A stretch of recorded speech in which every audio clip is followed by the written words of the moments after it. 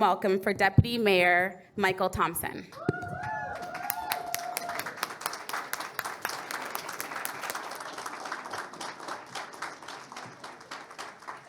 Good afternoon, everyone, and thank you so much for allowing me to be here and to stand for me. Wow, that's really cool. Thank you very much. I think my mother would be proud, actually, to knowing that people were standing for me, and I'm honored to actually be here with you. I understand I have about a quick 10 minutes to talk with you. I don't want to bore you, but I want to just simply say to the organizers for putting this event on, thank you so much. And I think they deserve a round of applause and standing ovation. So, as been said, I'm Michael Thompson, Deputy Mayor, and the fellow who's been running the City of Toronto's economic development engine for the last 11 years. I'm the longest serving person in this particular position, and like most of you in this room, I look like you.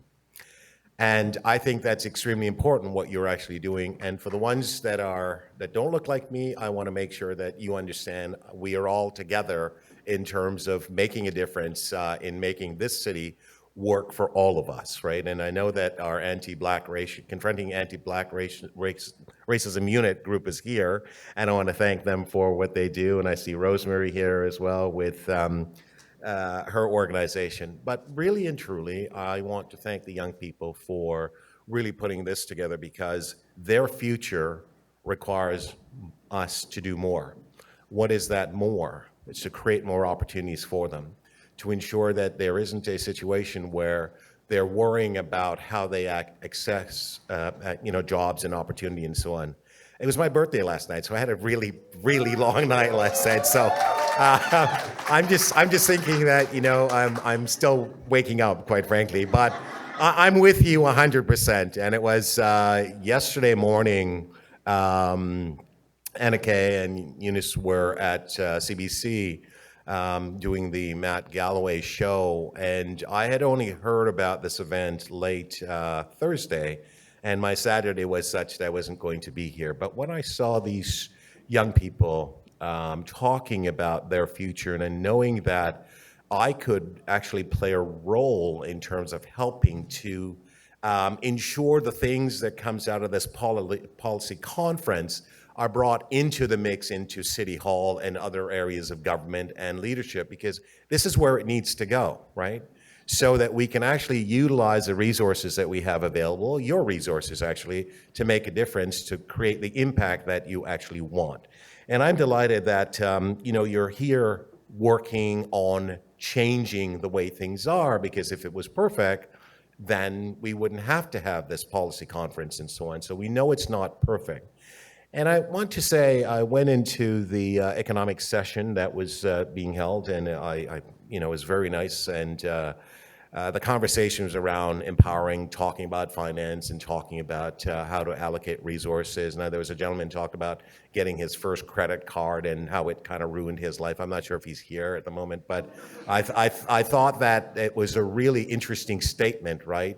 Because resources as such, oftentimes things are thrown at you. You don't have the tools in terms of understanding what needs to be done, and you are impacted in a negative way, although you would have hoped to be impacted in a much more positive way.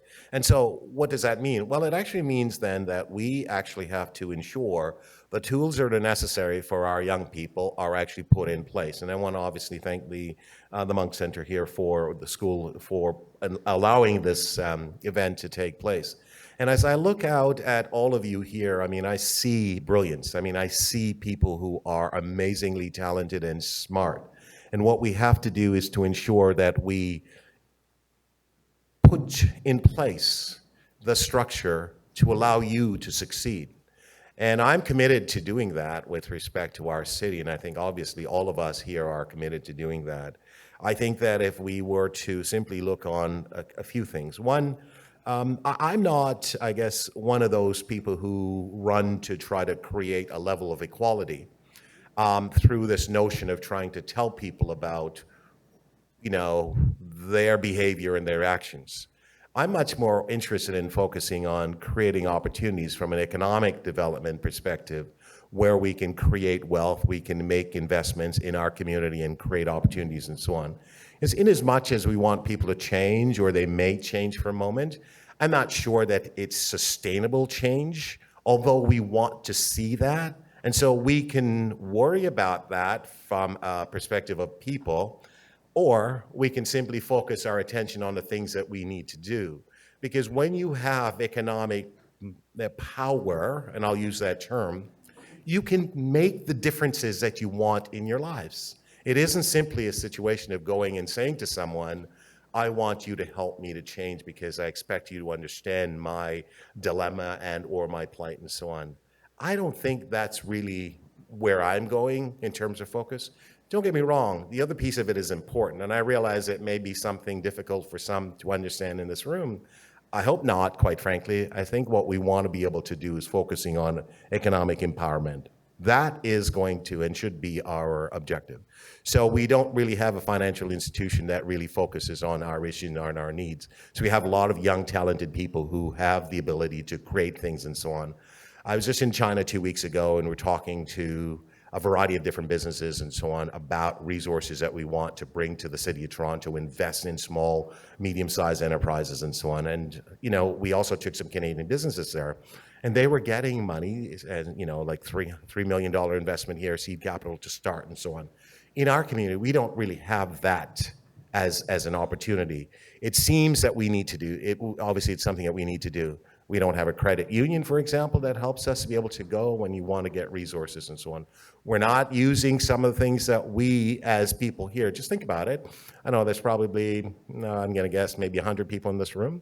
Well, think about it. If we were, each of us, to put away $1,000 for the year and we put it together in a fund, what can we do with that? Well, we can buy real estate. We can invest in business. We can do all those things.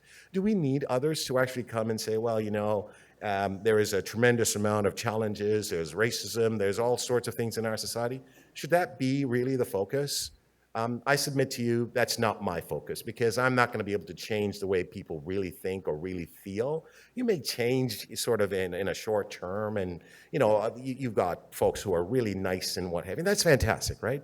But really our focus should be helping our young people to have the tools that they need in order to succeed, and to allow them to succeed, and to support them, quite frankly, to buy, to be able to invest, and to take the risk with them so that they can excel. A lot of other places are doing it. Now it's about, creating opportunities. You get all of these young people who are innovative, and they can come and stand in front of an audience and talk, for example, about their business or their innovation, and people are taking resources and investing in them. A lot of our young people are not having that access, and I think that we need to create that access for them. We can't worry about what others are doing, or worrying about the fact that others will not accept them for whatever reasons. I mean, a lot of it is just because we have not been out there doing those sort of things. The expectation is perhaps less for us. But should it be? I submit to you that it should not be, quite frankly, because you are brilliant. You can come up with ideas. A lot of inventions, and I don't have to tell this audience, that have been black inventions that have come up into our society, and we don't even know about it, quite frankly, right? And so in Toronto, where it's about innovation, it's about technology, it's about all of these things, we have to make sure that we don't get left behind. We're focusing on being a smart city, all the different things associated with that. We ought not to worry, in my view, about acceptance. What we ought to worry and focus our attention on is economic, mobility and economic embracement of opportunities and so on. And I use the term embrace because oftentimes we have a tendency to fear things. And I think what we need to do is basically unshackle ourselves with respect to the element of fear and just do it, right? And so, I was talking to a young person the other day, and they said, I have a job, but I have this great idea, but I really can't let go of the job because I really need to, keep that. And the idea that they had, which I thought was a really good one, they're not spending enough time on it. They're not willing to take the chance because you want to take the safe route, right? So I'm going to challenge each and every one of you. Take the risk. What do you have to lose? I'll submit to you nothing. You have everything to gain.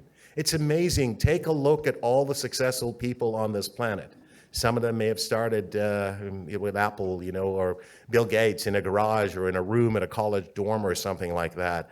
Facebook and all of these companies, they started somewhere. So if we start small, I think it's extremely important for us to be able to succeed. And I think that as you leave this room today, you should charge yourself with respect to collaborating with one another, focusing on opportunities, take some risk.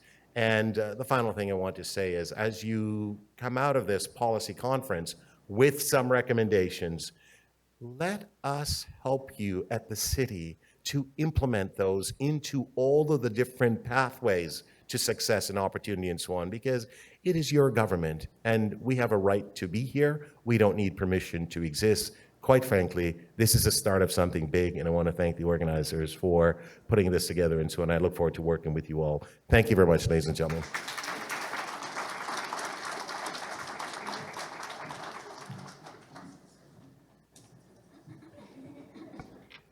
Thank you, Deputy Michael Thompson, for that inspiring speech. So we are now almost done the conference, and I hope you guys have really been enjoying it thus far. We've worked super hard to put this together for the city and for the community, and so we're hopefully that you guys went away or will go away with some very key important topics and some things to think about, and seeing how that we can kind of create change and empower and continue to empower the community. So without further ado, before I introduce our last two keynotes, this is the Political Activism at the Table or on the Streets Closing Keynote. And so the keynote aims to explore the topic of political activism and where it is most effective for Black community members. Is it on the streets with other activists, outside of the bureaucracy, or inside the institutions along politicians and policy makers? Or is it both? Or neither? So without further ado, I would like to welcome MPP Laura May Lindo for Kitchener Center.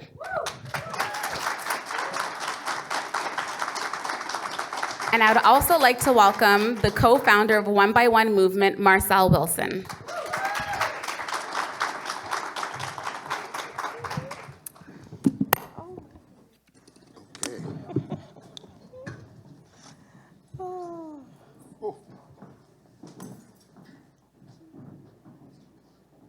I don't know how this all works. Me neither. I'm leaving it to you to direct us. Okay, so do we have a moderator, or do I just start? Is it just us? Okay, fantastic. It's all us. Okay. Wait, handheld. I'm gonna hold it in my hands. So, first of all, thank you very much for having me. Thank you to the TBPC for putting this on, and the Monk School of Global Affairs and Public Policy. And I'd like to start with a quote from the late, great Elijah Cummings, stated at the 9th Black Policy Conference. For someone, anyone, to want to hear what I have to say is very humbling. So thank you all for inviting me. I come from a place, if you all don't know my background, I'm a former gang leader of probably one of the largest gangs in this country, Black gangs. I was born and raised in, at the time, what was called Metro Toronto Housing. And now I work as an advocate, an activist, a program developer for the One by One movement, which is a group that I started. And this is dear to my heart, especially when we're talking about issues of race and advocacy. I started this group with a group of other formers. So some of the things that we're going to touch on as far as how race plays a role in this is very important to me, because some of the other members of my group are former neo-Nazis, former Al-Qaeda members, people that I was taught to hate fundamentally from the time I was born, pretty much. And somehow, some way, I managed to overcome those issues and be able to sit at a table with a person who I know was bred to hate me, and vice versa, and just on a human level, find a connection to accomplish a common goal. and that common goal is decreasing extreme acts of violence throughout the world, but more importantly, my city here in Toronto. So I think things like this are important, where we have a voice and we can connect with the rest of Canada, with other Canadians, and understand that our voice is very important. So thank you. Thank you very much for having me.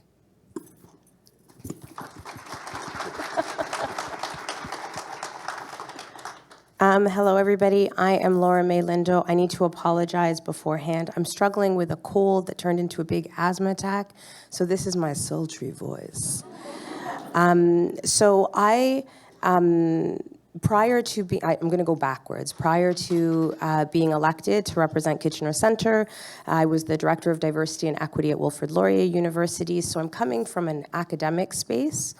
And prior to that, while I was doing my degrees, I had done a lot of work with youth from all over the place. And one of the most meaningful experiences actually was working with youth that were in and out of the criminal justice system.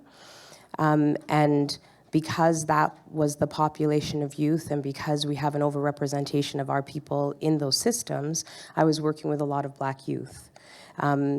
And between that, my background in education, where I've watched a lot of Black youth get pushed out, and a lot of systems make up fun words for the problem being the kids as opposed to the problem being the system. Now, in my new position as not only the critic for anti-racism and citizenship and immigration, but also the chair of the official opposition's Black Caucus. Yay! I think it's really, really important to have this conversation, not just about where the resistance is best to happen, like on the streets or in the systems, but also to reposition our understanding of racism and anti-Black racism. So I'm going in. Okay, go in. Cover me. Okay, I'm going in because we ain't got no time. Okay, going in. So as much as when we talk about racism, the system makes it seem as though what we're trying to do is educate the other. The reality is that we're talking about barriers that have been constructed because we have been considered other. And so it's not enough to just say we want to take a risk or we want to do this or we want to do that without also acknowledging that there are real barriers to people like us trying to do all the things that we want to do. Right. And so because of that, I tend to think that we can chew gum and walk. We need to resist all the places, on the streets, in the house. When I'm sitting at Queen's Park, I need to know that there's people that look like me that are outside of that system that are resisting and that are reminding me to be honest in my job, to be real in my job. So if I start to say some things, I want phone calls, please, right? From people saying, wait a second, do you not remember your roots, where you came from, who you are, et cetera, et cetera? That has to happen. But while I'm inside, I also need the support, because sometimes from the inside, people make an assumption, again, because of how the systems have been structured, that now I'm a politician, so I'm not Black anymore. Right. But I'm very Black at Queen's Park. Like, I really, really am. And I swear, I'm throwing it back over to you. Yes, yes. I'm very Black at Queen's Park, and also Queen's Park is very not Black. Right. Right? And so anytime there's something happening outside where people it doesn't even have to be Black people. If there's ever a protest outside, the security sometimes forgets that I am an MPP. Right. Which is interesting because their job is to memorize our faces, and I'm the only person with dreads there, like in the history of Queen's Park. So it should be the thing, that you hold on to remember. But anyway, so where do you think resistance should happen? That was good. That was smooth. That was smooth. Oh my.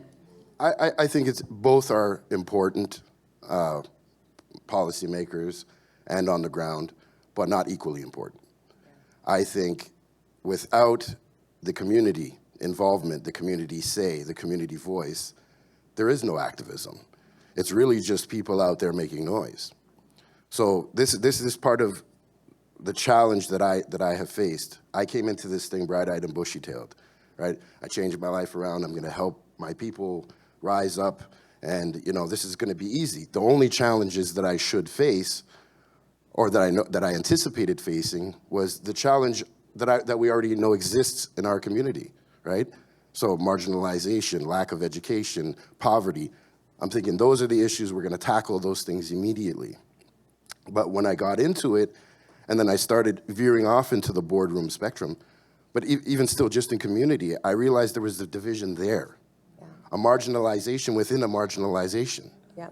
Variables that I didn't really understood existed, like the Black plight in Regent Park is different than the Black struggle in Rexdale. That's right.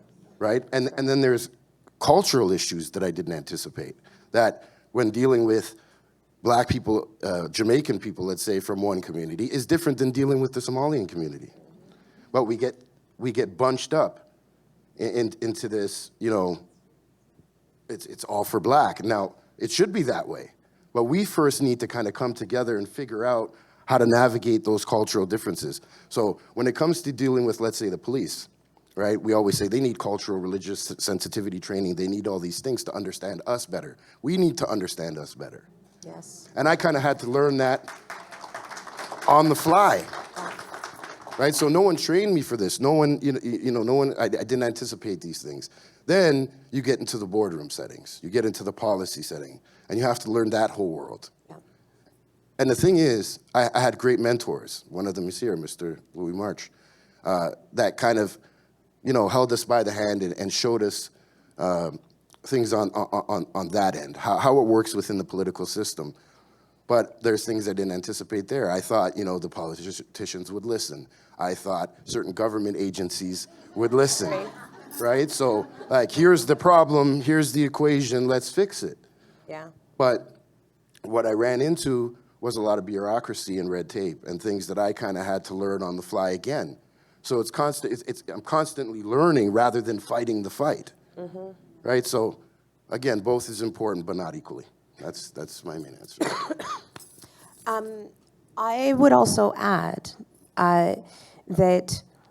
Okay, there's a couple things I would add. I would add, we as Black folks don't only have to learn about each other and our differences and uniqueness, et cetera, but we also have to learn the system. The system that we've normalized. Like, there's a lot of unlearning that we have to do as a people that doesn't have to be done in the company of non-Black folks. We need to create spaces for ourselves to be able to unpack what it feels like we don't experience microaggressions at work. You might, but we're experiencing racism at work. And sometimes the system says it's a microaggression, but it's racism. And because it's racism, it's weightier, right? And so we need some spaces to be able to have some real talk about what's happening, and then that can fuel the movement to make those changes. So there was that I wanted to say, the importance of unpacking and being okay with that, right? This is 400 years of a whole system seeing us as not worthy, not valuable, not loved, not cared for, et cetera, et cetera. I have to tell you, I'm gonna stick a pin in that. My people are Jamaican. Stick a pin in that and come back to it in a minute. Yesterday, I was at a conference, so I represent Kitchener Centre. I was at the Waterloo Region District School Board's Black Brilliance Conference. There were about 100 Black youth from across the region that had come together to talk and whatever. I got this beautiful shirt, so I'm gonna wear it every day. Black Brilliance is gonna be stinky. But I love it. So anyway, the theme was being unapologetically Black. So I was invited to bring greetings as a Black MPP in the region. And I had just read a report by Carl James that was delivered to the Peel District School Board. And so I'm reading the words of our young people in high school and elementary school. And there was this one part that stood out. There was a young child that was saying, every day they get called the N-word. okay? So I've read this, and I'm like, I'm a professional, and I'm just gonna be professional, and I'm gonna send greetings from the province. And I was like, you know what, I wanna know if this is happening in Waterloo Region. So I said to the kids, hey, I'm the MPP, blah, blah, blah, blah, blah. How many of you have heard the N-word at school? And every single child raised their hand. And even though I knew it was gonna happen, I was like taken aback. I literally, like the tears came and I was like, I need a second. I said, how many of you have had the N-word directed to you at school? And only half of them put their hands down. And I tell you that to tell you this. There's some real issues happening in all of the systems that are around us. Absolutely. And those are things that we don't necessarily spend the time to talk about. And how are we going to build policy if we're not going to be real about our experience? Absolutely. Right? We need to be real about our experience. And then you folks, like now I'm an elected official, y'all hold me accountable, including for the nuance. So if I start to do something and it's only focused on a particular Black experience, but there are other Black experiences that I'm missing, I need you within a room of love, from a place of love, to say, Laura May, don't forget X, Y, and Z, so that I can go back to my position. It's what I used to call mobilizing my privilege, right? We all have some privilege. How can we mobilize it so we can do better for each other? Absolutely. And on that note, I think there was a lot of great things said here about how we can look at the future and maybe adapt to make things better for our community and ourselves. But I think there's some things that are very unrealistic as far as things that have been said. So our whole mandate is about taking a people from a marginalized place and uplifting them, making them feel better about themselves, bringing resources and skills into those areas. You would think that everybody would be for that. And you would think that everybody would help you along the way. Now, okay, I can understand coming from my background. You know, people want to vet the crap out of me and make sure that I'm, not trying to cause an uprising or start another gang. Granted. But once people get over that hump, and never mind people like myself, I see other people who don't have my background facing the same challenges I do, which is when they get to the boardrooms, when they get to the grant applications, when they get to talk to people who may not be in those communities, are they really there to help? So sometimes what I hear a lot of is, well, what can you guys do for yourselves? Like, can't you guys raise funds? And so what they're essentially asking is, can we ask poor people and people who come from these communities to invest in themselves in order to invest back into the system? That's oppressing them. Right? So there's an issue right there. There's an issue. And then when I say, okay, well, we need this kind of help, or we need this kind of help, they'll say, well, my hands are tied, or this is the process you have to go to. And then there's the squeaky wheels, right? So for instance, someone mentioned creating new jobs. So my company, when we came in, the whole premise was to build ourselves up, lead by example, and show others the way. That simple. But what we have found is when we go to larger, let's say government organizations, and we present ourselves and our ideas, we find a lot of duplication. Yes. So rather than empowering my group of people who come from marginalized communities and helping us rise up, they kind of fluff us off. I don't want to say the word, but grin screwing you, okay? And say, oh, great ideas, da-da-da. They take your ideas down and then duplicate. Or what we've been finding is when our niche is in intervention and prevention when dealing with negative lifestyle trajectories. We know a lot of people want to do this, but we're coming from a unique place of lived experience, right? So that cannot be duplicated. That's right. But even though it can't be duplicated, rather than coming in and let's say a government agency saying, okay, hey, we'll contract you, empower your group, show the rest of the community that it's doable, they'll try to offer me a job, a position. Mm-hmm. Right? So it sort of defeats the purpose of everything that I've tried to do. Now it's flattering, and especially living in the economy we live in, I need that job. Yeah. I need to make that money. So how do I grow this company, empower other people when, I'm being stuck from the side in a surreptitious way? Mm-hmm. So it's not overt, it's surreptitious marginalization. Mm-hmm. So we need to be able to recognize those things, and we need to, and the way that a company like mine is going to survive is with people like your support, not necessarily the government per se. We have to really come together and believe in something as a people, and taking in all those factors of the marginalization within ourselves, the classism within our own group. Like, one thing that you guys are beautiful people, but I don't see anyone that I can pick out right away that would represent the communities I work in. They wouldn't feel comfortable in here. Y'all are too posh for them, okay? But there's something wrong there. That's wrong, that they will not feel comfortable in this room. So how do we mind that gap? Yeah. So once we start talking about the systemic stuff, let's first fix the fundamental stuff. Then I think we'd have a good fight. And so jumping off of that, again, I feel like we've got to be doing both simultaneously. We've got to do all the things. And the reason I say that is because I totally hear you. I remember once I was at York University and I was in a program, I cannot remember the name of it. I'm kind of old now. I'm pretty though, so it doesn't matter. But whatever the name of this thing was, but it was grade 8 students that were being forced to go into grade 9 because you aren't actually allowed to fail them in grade 8. You have to get them to high school, which is an interesting thing to talk about. But anyway, they would come, there were 100 of them, and they would come to York University's campus, and they would do, half the day would be academic programming, the other half would be some kind of skill building thing, but like in a creative way, that they'd be able to bring with them wherever they decided to go, come high school and then after high school. And the thought behind it was, York University is right beside Jane and Finch. How is it that youth from Jane and Finch don't think that York is part of their community? Right. And so we were taking the kids and making them feel more comfortable. And it was a very cool idea. I tell you that to tell you this. How can we make this space a space where we do invite the folks that you're talking about into the space to do something that's meaningful, to have a conversation that's important, because they're doing important work. When you tell me about what your organization is doing, that you're doing important work.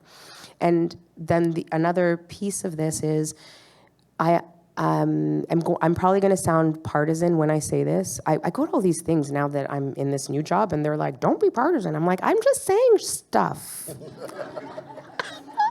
See how I stop myself? I haven't even sworn yet.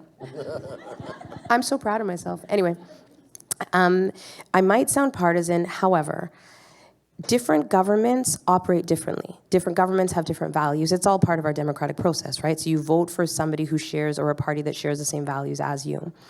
But as different political parties start to expand who it is that they invite into those parties, like I never in my life thought that I would ever put my name on a ballot. My uncle is Alvin Curling. He's a liberal. He's been a liberal for a long time. He did all sorts of stuff in that party. When I was approached to run, the party that I asked him, I said, Uncle Alvin, I want you to love me. The NDP has asked me to run for them. What is a girl to do? And he said, just remember that every political party wants the best for Ontario, or for Canada if you're running federally, but for me, Ontario. But they have different tools, and they use different language because they have different tools. So pick your tools. So for me, the NDP, those are my tools. It's the stuff I like to talk about. I'm allowed to talk about this, and they don't get mad at me. It's all good.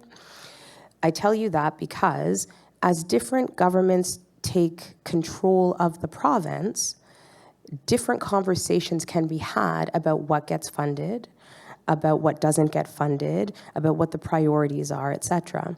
Something really interesting is happening with the NDP when there's a Black caucus, because there's I have a mandate to bring attention to what's happening in Black communities.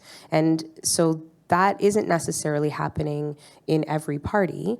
And even how that gets taken up in different ways. So the reason I'm saying that is because it's really, really, really important for us in the midst of trying to change established norms to start to get politically engaged in a real way, whatever party it is, because I would love to see more of us in all the parties. We need to politically engage so that we can actually have conversations about what gets funded and what doesn't, and have somebody at the table to say, but that organization has lived experience, whereas that one is just one person that you've left in a room to represent all the Blackness, right? I saw the sign. It said, what did it 2 say? minutes. 2 minutes. And then Q&A, is that what it said? Okay. I'm done, sorry. Oh, I shouldn't have said that in the mic. no, on that note, though, we have a very unique approach as far as how we try to bring attention to our plights and the communities we work in. And sometimes we've gotten backlash for it without people really, I believe, understanding exactly what we're trying to do. So I've sat down, so as I opened with, I have friends that are former neo-Nazis, right? So I look at that in the same light as when I sit down with a politician or a political party that maybe I've fundamentally disagreed with my entire life. So I try to look past those things in order for the greater good. So I think it's very important what Dr. Lindo was touching on as far as putting yourselves in situations that are uncomfortable. You know, that's how the real fight is fought. It's not always with vitriol and fire. You know, I have two methodologies that I live by, which is the Malcolm X state of mind and the Martin Luther state of mind, right? So, but I try to take a middle ground approach to this. So I will fight fire with fire. Most of the time I don't have to, based on my background. People just kind of listen, right? Right? So I mean, I'll pull that card out if I have to, but most of the time they expect a certain behavior out of me, and I mean, so I'll just say it. You know, so when I'm sitting with a conservative, I think there's a certain kind of behavior they expect when talking to a person like me. And then when they hear that, oh, I'm articulate and maybe I'm well-read and that I'm really passionate about what I'm doing, it sort of opens up that dialogue that was never there before, because you had this side with signs and picketing and this side with signs and picketing, and then there's no middle ground. There's no way to communicate as Canadians first. And I really believe that the Black struggle, the Indigenous struggle, whatever struggle, it's a Canadian struggle. And we have to kind of do this all together. And it's going to take all sides caring about the young lives that we're losing to overcome this. Yes. So that's all I got to say. Thank you.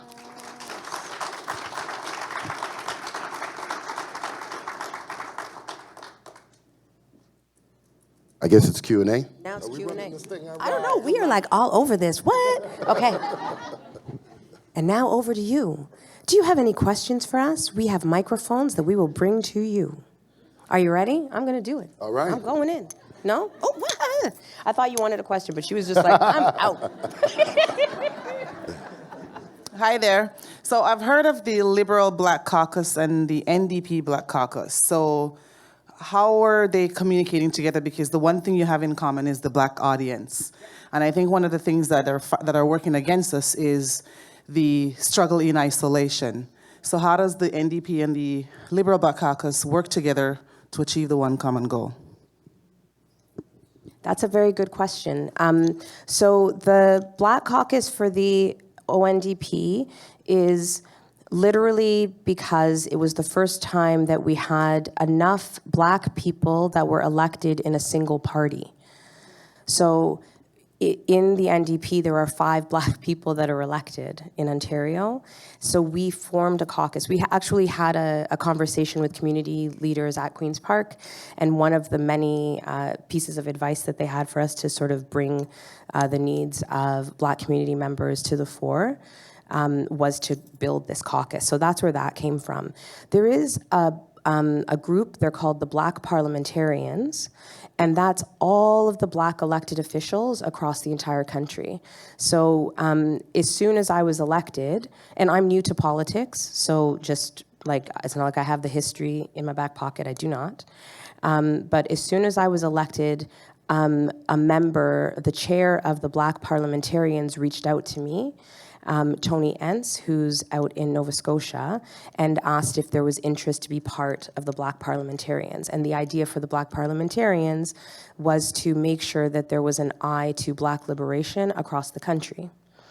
The Black Caucus, the Liberal Black Caucus, I have to be honest, I don't entirely know who is in that caucus or how that works.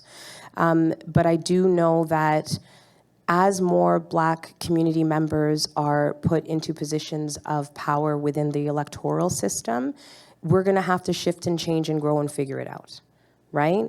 We're also going to have to recognize in real time the diversity in our community, because there are some issues that I have to fight from a partisan standpoint, because what I believe is good for Black youth, for instance, in the province, there are some parties that don't even think that that matters. So, like, I've literally stood up at Queen's Park and asked questions about food insecurity in the Black community, youth not having access to the sort of community supports, the hubs that they need to be able to make choices that everybody says they should be able to make. And I've had the government respond, well, we're bringing in all these jobs. And then I've been like, okay, but we aren't getting those jobs. Like, the statistics are showing that Black folks are in underwage, low-paying, part-time jobs in all of the hundreds and thousands of jobs that are being created. And so because of that, I know I'm arguing from a partisan space, right? But there's a nonpartisan thing that I don't think the world is necessarily listening to and tuning into. And for me, that's like loving each other. We gotta love up our youth. And we have to really love them so much that we are going to do anything and everything that it takes. And what that means for me, genuinely, is that I had a meeting with the Minister of Education last week, who is conservative, right? Because they're the people in power. Because Black youth were experiencing anti-Black racism. My phone is blowing up with examples of Black youth that are being streamed. These smart, intelligent, wise youth that want to go to university are being told, be a hairdresser, go do cooking, do whatever. That's not what they want to do, right? They want to do something else. I'm getting phone calls about that. So I made a phone call, literally, to the Minister of Education and had a meeting with him to talk about what's happening. To me, that's the communication piece that you were talking about as well, right? Like, we've got to do that work, because at the end of the day, in our democratic system, somebody will be in power, and we have to figure out how to talk to them and communicate with them so that we can better our people. Your turn. You get to go pick a person. Okay. Your turn. Questions? I get to chill. Okay. There we go. Oh, no.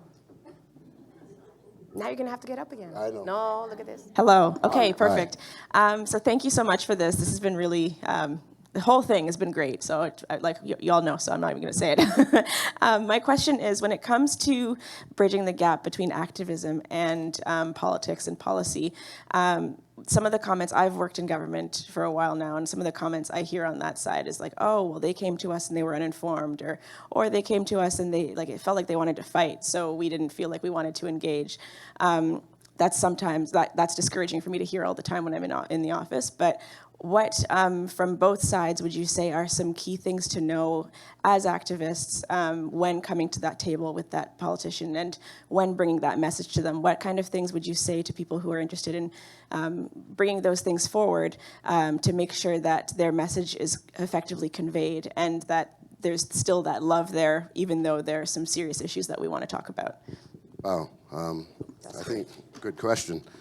I think there are a few key points there from my personal experiences, and I'm just going to say it, frankly. So I've met with politicians who, let's say, when I want to address things such as,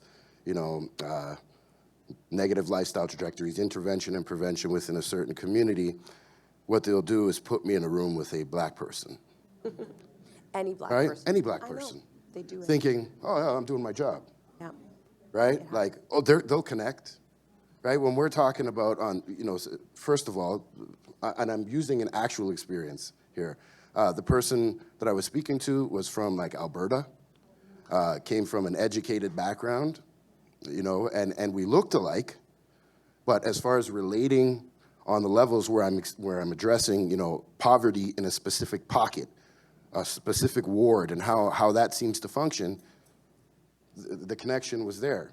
So I think on the political side is first of all, if you yourself don't come from that background, you have to hire people who come from and understand the experience, not just being racialized.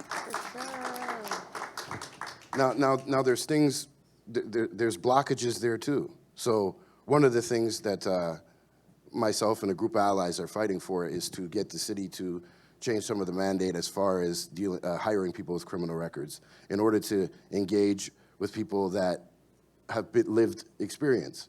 There's a lot of red tape and bureaucracy there, but that's something that needs to happen in order for real change to be effective. Then on the other side, being a community member, a person who lives in poverty, a person who's marginalized and lives in these communities, one, they're fully aware that they're not getting equal opportunities, obviously, especially when it comes to education. My friend here likes to say all the time, like the kids are aware that kids in Rexdale are not getting the same education as kids in Rosedale. But they're hyper aware of this.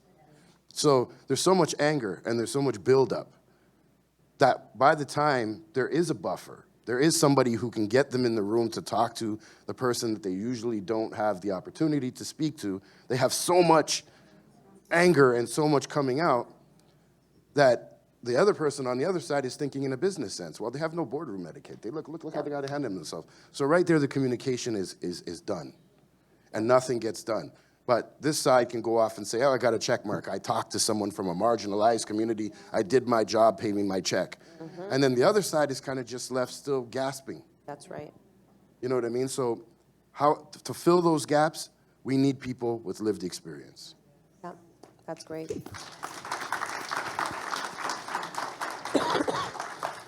I'm going to be really quick and just add that one of the things that we did as the Black Caucus was we started to do deputations out in community. And the deputation series was developed in an interesting way. The reason we did it, and we're going to do more, but the reason we did it was because as a first-time politician, legislation would get put into a committee at Queen's Park.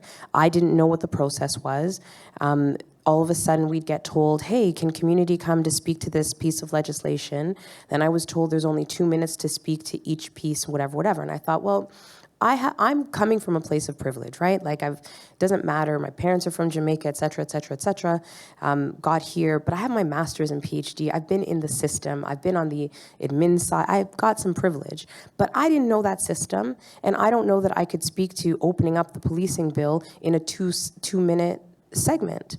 And so what I asked to do as the chair was to do deputations in community with Black communities with the same structure that they will see if they come to Queen's Park to debate a legislation.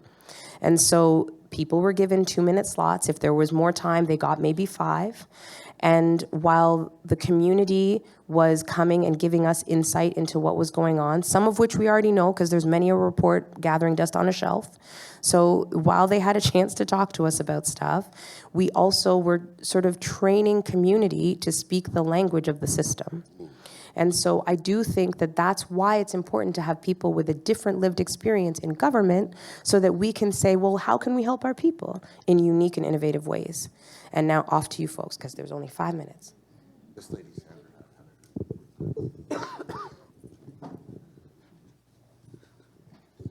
Hi, hi, Marva Wisdom, senior fellow here at Monk's School.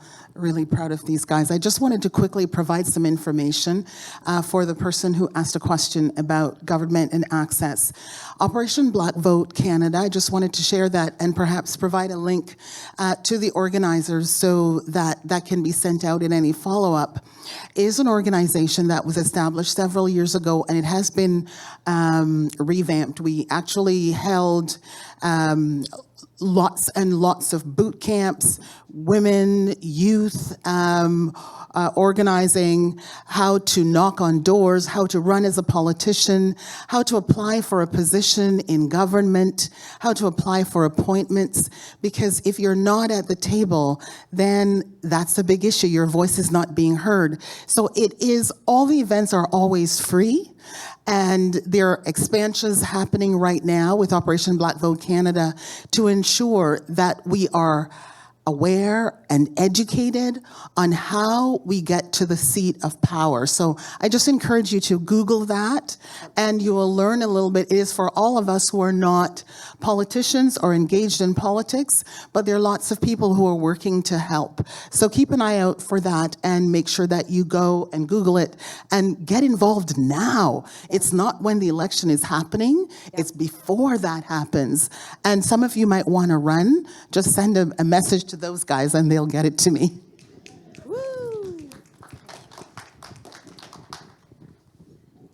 Yeah, thank you so much for your talk. It was this whole day has been very inspiring for me. So my question is, how do we dismantle this crippling bureaucracy that is hindering meaningful engagement with grassroots and authentic community organizations? So, Marcell, you were talking about just being stopped or like just having to go through all this red tape. Laura May, how do we kind of, on a policy level, start to peel back those layers of, and that was one of the main things that from the deputations as well, is so heartbreaking to watch people not be be very, very passionate about what they're doing, but so hopeless about the process and about getting there and about achieving the success of a grant. That was one of the most heartbreaking things for me to hear. And so I kind of just want to get your experience about, or just some insight of what you think about getting rid of the bureaucracy that kind of holds us back. So I don't know if this is gonna, I don't know. It's not an easy process, right? Literally, like 400 years of things have happened and this has been built and blah, blah, blah, blah. However, piece by piece we can make the changes. I do think it's really important for us to code switch. It's what I teach young people. When you're in different environments, you have to use different words, language, tools to be able to do the things that you need to do for your peeps. And code switching means being able to speak to the government, the governing body, in the language that makes sense to them. So it's interesting that even in our conversation, there's been discussions about red tape, because there is a government in power right now that likes to take away red tape. And so if we as a community, there's somebody in the back that's like, I can't believe she said that. But if we as a community can come together and say, okay, look, in this pocket, when it comes to getting Black-focused community organizations funding to do ongoing work, because we know that there is an issue, like why pretend? We know that as soon as we get our 2 years worth of funding, we start to see gains, the funding is done. The program is gone, right? If we can figure out what the red tape looks like for that, then start petitioning the government to make the change. They don't like red tape, and neither do we, right? If there's a new government in town and what they're trying to do is uplift youth, Black youth, to do blah, blah, blah, blah, blah, blah, blah, blah, then we start, okay, we like to uplift Black youth, petition the government to do what we need. There is a disconnect, though. I do find that I used to think that legislation, changes to legislation was key. It's a part of the key, but the regulations, the actual steps that have to be taken to make that legislation fly, that's where the red tape and the bureaucracy comes in. And so I think we have to start also educating our people on where to look for that change. And so we do this together. I can give folks templates for petitions that I can read at Queen's Park. There's a certain thing that has to happen. We're still kind of old school there, but not in a good way. So it's the other kind of old school where it all has to be handwritten signatures. You can't photocopy it. It can't be the things that are online. So that kind of stuff is one way to get your voice across. What people don't know is that every time I table a petition, the government responds. And so there's a response that becomes public. That I'm able to bring back to community. So there's things like that, and we can always talk. You know how to find me. And if I may add on to what she's saying, as far as a solution that I can think of, non-politician sort of state of mind, we've advocated, and we do advocate for sustainability. So once you get through the door and you actually can cut through some of the red tape, and you do get a grant, or you do get a little bit of support, a government changes. And so we can't look past 4 years, and that's an intense place to be. It's an intense space to live in all the time, where knowing that in the next 4 years your funding could get pulled, all these kids that believed in you or people that depend on you can be gone. So what I propose is, introducing some type of legislation where that can no longer be done, whether it's provincial or federal, where once a group is funded and we commit to dealing with anti-Black racism, that funding cannot be pulled for a minimum amount of 10 years, right? So I think that would be a good solution. That'd be great. Thank you.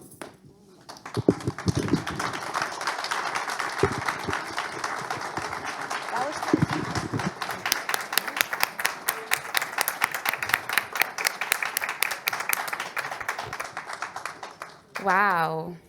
What a great closing keynote. Thank you, Laura May, and thank you, Marcell, for that amazing, amazing closing keynote.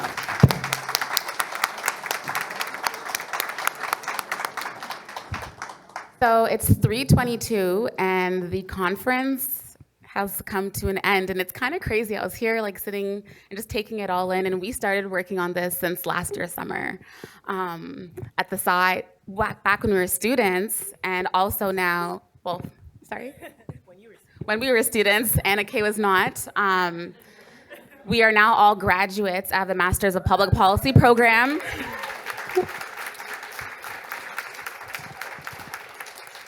And we've been working on this conference even this year at the side of our day jobs, and it was just crazy. We're up late at night on the phone, arguing sometimes, disagreeing. But it's crazy to think that like so many people came out, and we really want to thank you all for supporting this conference. It was really meant for the community, meant for you guys all. And we would like to just thank Trinette, so if you can just come over here. Come. Trinette was our events coordinator for the whole conference.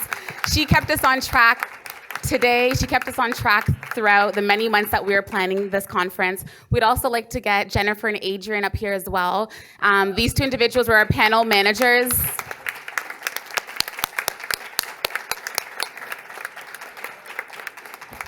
So Jennifer and Adrian helped us research some of these questions that we wanted to have with our keynotes and our panelists, and they did a lot of the background research and things, so thank you so much. We'd also like to give another thank you to our sponsors, so our presenting sponsor, the City of Toronto, and the City of Toronto's Confronting Anti-Black Racism Unit. We'd also like to thank our hosting sponsor, the Urban Policy Lab, which is housed in the Munk School of Global Affairs and Public Policy. And finally, we'd also like to thank the Anti-Racism Unit, the Anti-Racism and Cultural Diversity Office here at the University of Toronto for also sponsoring this event. And last but not least, to our volunteers, I think they might be outside setting up for the networking session, but again, we couldn't have done this whole day without them. So a warm welcome for them as well too, please. And for our speakers.